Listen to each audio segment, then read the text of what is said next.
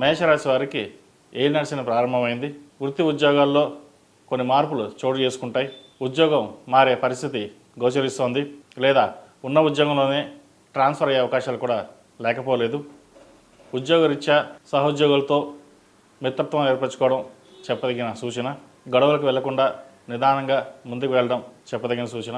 వ్యాపారస్తులకు వ్యాపారపరంగా కూడా కొన్ని ఇబ్బందికరమైన వాతావరణం నెలకొంటుంది. ఏదైనా నూతన వ్యాపారం ప్రారంభించాలనుకున్నప్పుడు కొంత సమయం తీసుకొని ధనాన్ని అధికంగా ఖర్చు చేయకుండా సేవింగ్స్ చేయడం అనేది చెప్పదగిన సూచన. లేకపోతే భవిష్యత్తులో నష్టపోయే అవకాశం ఏర్పడుతుంది. అలాగే సైబర్ క్రైమ్, డబ్బులు పోయే పరిస్థితి గోచరిస్తోంది. వాటి విషయంలో జాగ్రత్తగా ఉండాలి. ఏదైనా కాల్స్ వస్తే అవి గమనించుకుని అకౌంట్స్ పరంగా చెక్ చేసుకోవడం చెప్పదగిన సూచన. విద్యార్థులకు కాలం బాగుంది. అయితే ఏలినాటి అనే ఎఫెక్ట్ వీరికి ఉంటుంది కాబట్టి చదువు మీద శ్రద్ధ వహించడం చెప్పదగినది. అలాగే విదేశాలకు వెళ్ళి చదువుకోవాలనుకున్న వారికి ఈ వారం బాగుందని చెప్పొచ్చు. ప్రయత్నాలు ప్రారంభించవచ్చు.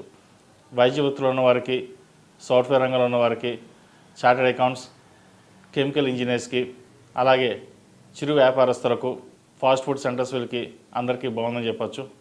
ముఖ్యంగా వ్యవసాయదారులకు ఈ వారం కొంత అనుకూలంగా ఉందని చెప్పవచ్చు.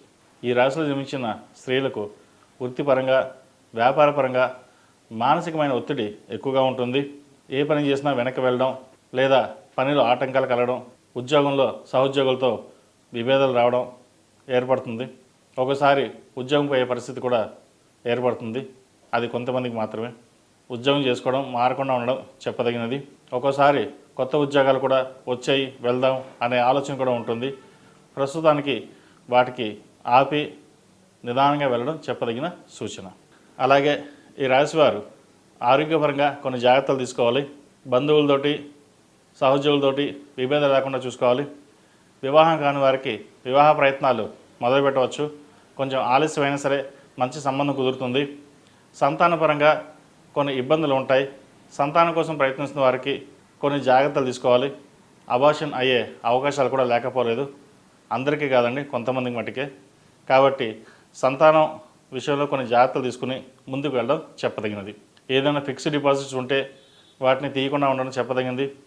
అలాగే ఏదైనా ఒక కార్యక్రమం మొదలు పెట్టాలనుకుంటారు, అది మధ్యలోనే ఆగిపోతుంది. ఇల్లు కావచ్చు, లోన్ కావచ్చు, ఏదైనా సరే. కాబట్టి కొంచెం నిదానంగా ఆలోచించి స్టెప్స్ తీసుకోవడం చెప్పదగిన సూచన.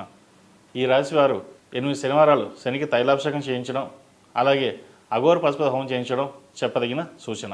ఈ రాశిలో జన్మించిన వారికి కలిసి వచ్చే సంఖ్య 5, కలిసి వచ్చే రంగు మెరూన్. ఏదైనా పని మీద బయటకు వెళ్ళేటప్పుడు శుక్రవారం నాడు కానీ, సోమవారం నాడు కానీ వెళ్ళండి. మంచి ఫలితాలు సంప్రాప్తిస్తాయి. తదుపరి వృషభ రాశి.